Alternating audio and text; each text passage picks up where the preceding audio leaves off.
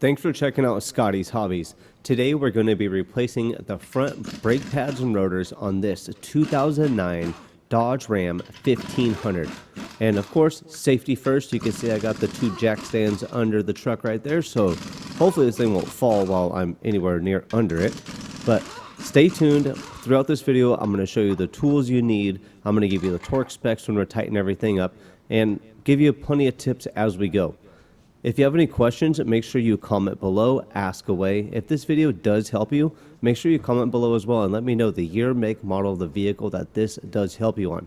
This is a 09 Ram, but this video is going to be very helpful on many makes and models, such as the Chrysler Aspen, the Dodge Durango, the Ram 1500 from a 2009 to 2018. So this will cover many, many years.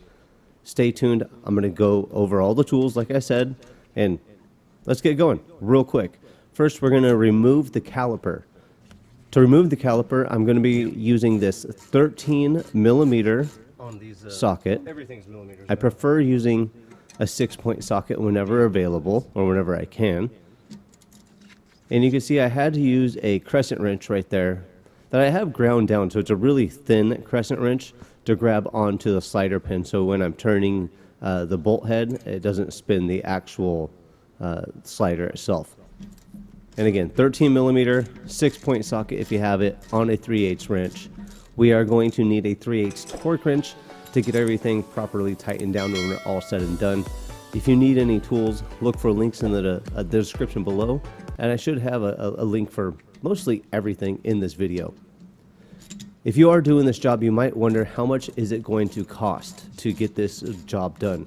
I can tell you on this vehicle, we paid roughly about $190 for the front pads and rotors, and that was a set that was with both rotors and the pads.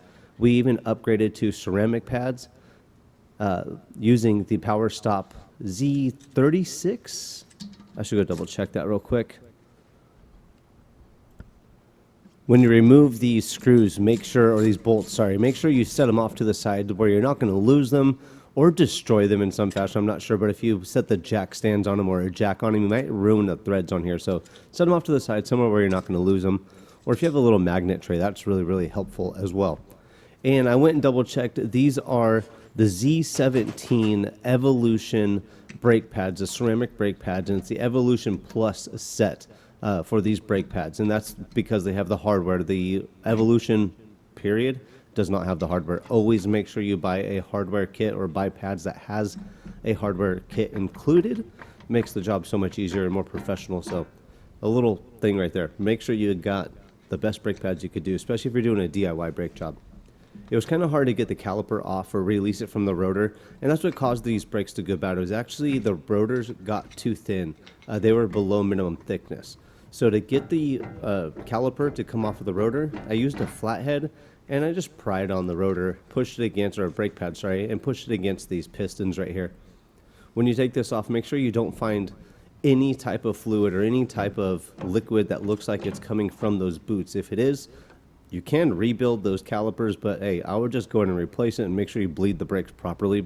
If you see any type of liquid or any type of moisture on those boots, you're probably leaking some type of pressure somehow.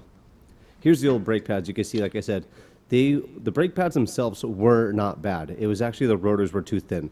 And when you remove your brake pads, make sure you take note of where your wear indicators were at or located on the pads, if they were on the top or the bottom of the inboard or outboard pads.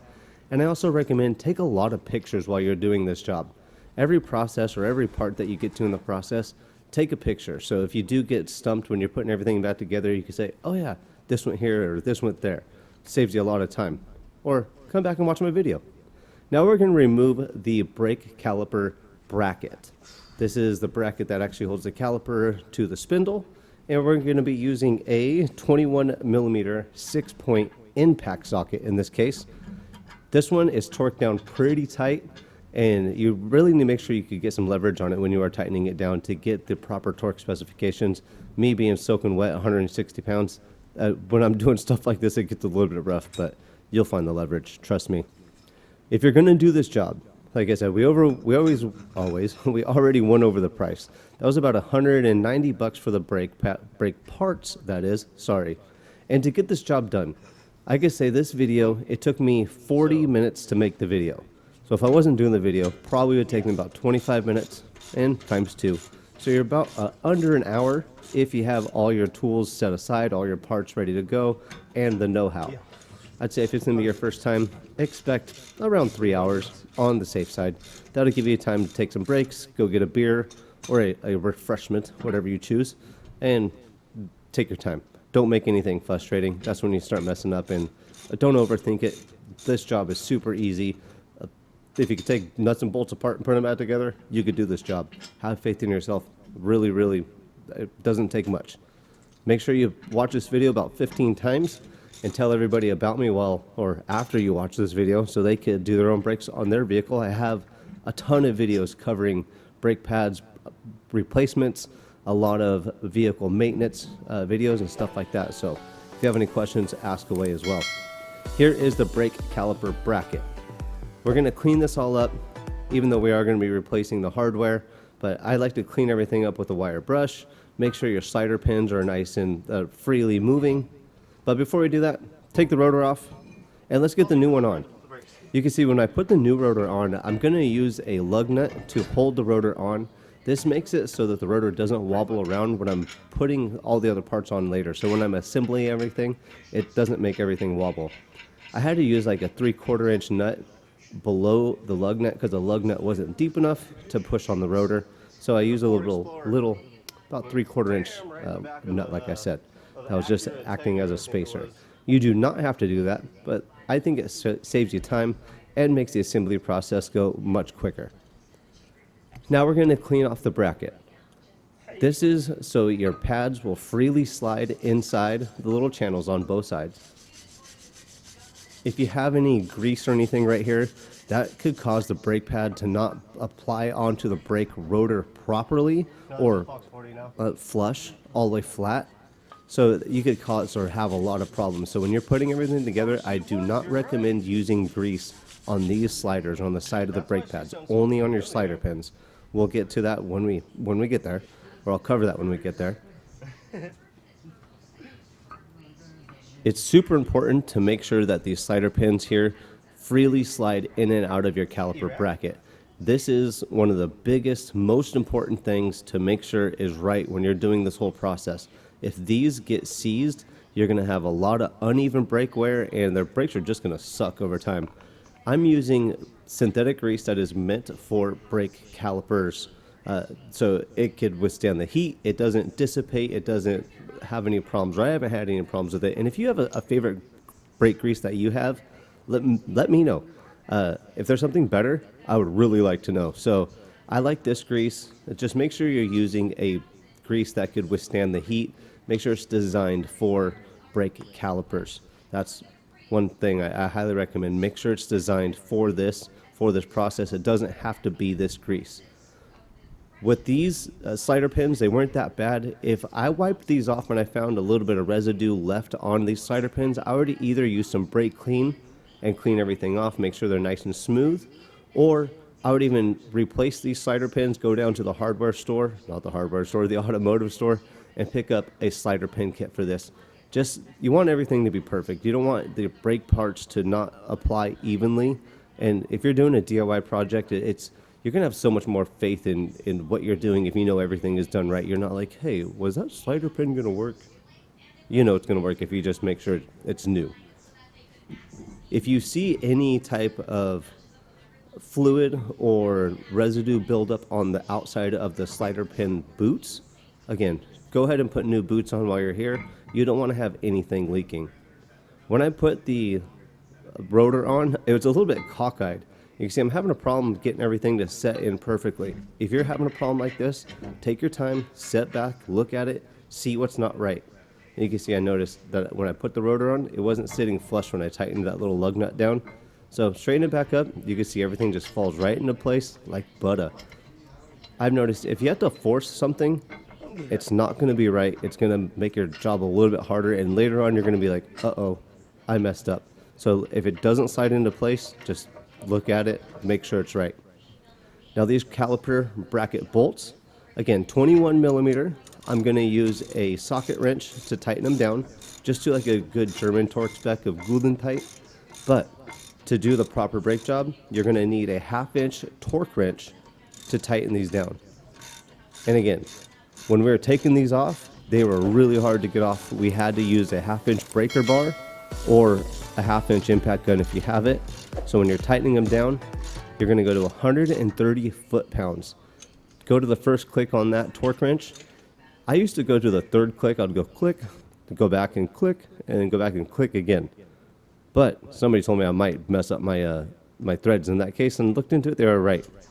You can see right there, I took the cap off of the brake fluid reservoir, and that's so when we push the pistons in the caliper back into the piston, the fluid that's in there needs to go somewhere. It's going to escape. It's going to push back into that reservoir, and if your reservoir is tightened down really tight, you might find, or the brake fluid might find a leak somewhere else other than out of the cap of the reservoir. So always make sure that reservoir cap is off when you are pushing the pistons back into the caliper. No, these are old ones. So now we're going to press the pistons back into the caliper. I'm going to be using a caliper compressor. There are many different types of designs of caliper compressors, and whatever one you have, feel free to use it in the fashion it was designed for. This is just the tool I have to get this job done. But there's a ton of them out there, so this is not the right way, or the only way I should say. It is a right way, but there is a lot of other compression tools out there. You can see I got the pistons all the way pushed into the caliper, and that's what you want to do as well. Just go all the way in, go as far as you can. Don't break your tool, don't strip the threads or anything on it like that, but push those pistons as far as you can back into that caliper, and just release and set it off to the side. It shouldn't bleed out, or the pistons shouldn't bleed out. I've never had that problem before, but go ahead and set that back off to the side. You don't want the caliper to hang there as well. You'll see your brake line right there. If it hangs on that brake line, it might make it weak over time. I highly doubt it would break it, but it's always best practice to set it up there with no weight on that brake hose. Now these are the return springs. What these actually are, well, they're dual process or dual point functionality. There you go, dual functionality. So they're actually the return springs. So when you let off of the brake pad in the vehicle, that's going to release the pressure of the pistons on the caliper, and those little springs are going to help pull the pad off of the rotor itself. So it hopefully won't keep the pads rubbing on the rotor, which is kind of cool. It's one on both sides, top and bottom, and they are also acting as a anti-rattle or anti-vibration mechanism. So they're dual purpose, which is pretty cool on this. And they have them on the inboard and outboard pads. When you buy your brake pads, make sure, no matter what brand they are, that you get a brake pad set that has this hardware kit.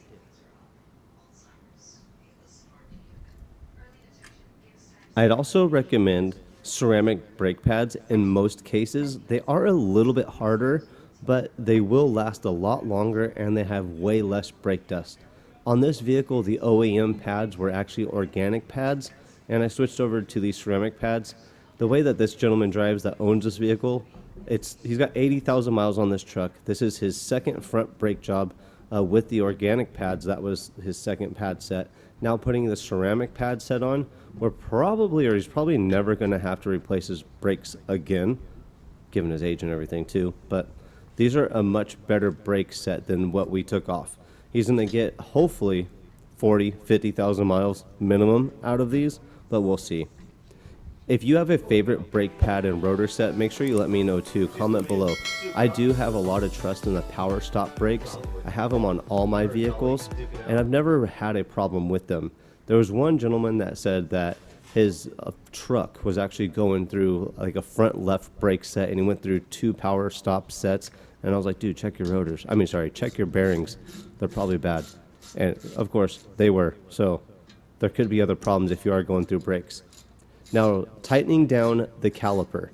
We got the caliper pins in. We got it set perfectly on the bracket. Everything lines up with these caliper bolts. Go ahead and get your torque wrench, your 3/8 torque wrench, and we're going to set that torque wrench to 25 foot-pounds. Again, that's a 13 millimeter 3/8 torque wrench to 25 foot-pounds on a 13 millimeter. Go to the first click. The threads on these bolts are really, really fine, and these are some really, really weak bolts. So it's very, very easy to strip these out. Be very careful you do not do so. So 22 foot-pounds, 3/8 torque wrench, and you'll be just fine. If you don't have a torque wrench, I get the question a lot. Do we have to use a torque wrench? Why do we use it? It's always best to use it so you know you don't over tighten or under tighten. You can see that there. 3/8 torque wrench, 22 foot-pounds, 10 millimeter 6-point socket. But if you don't have the torque wrench, hey, get the job done, and as soon as you can, torque everything down. If you're trying to get from point A to point B and you're screwed, just get the job done and tighten it down later. But I would always use proper torque specifications when I'm putting everything together, especially when I'm recommending something on a video, right? But that's pretty much it on this vehicle. This video covers a ton of vehicles. So if it helps you out, comment below. Let me know the year, make, model, vehicle, all that. And make sure you check out my video library. I have a ton of other videos going to be coming out on this truck. The PCV valve replacement, rear brakes. What else do we have? We have a blend door actuator problem on the inside of the cabin. Everything. Now that you have the brake job done, look at everything. Take some time to admire it. Take some more pictures. Tell everybody that you got this done on your own, and be proud of what you have. Make sure you name your vehicle. Give it a name. That'll make you take so much better care of your vehicle as well. What's one of those OG recommendations I keep hearing from old people? So name your vehicle, give it a name. It'll treat you way better. Get these lug nuts tightened down to your proper torque specification as well. I think I went to 110 foot-pounds, which is nice and dandy. Hey, look, there's Dan right there in the background. He's a super nice, awesome guy.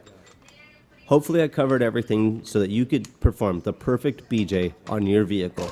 If I didn't, make sure you ask away, comment below. I'll get back to you as soon as I can.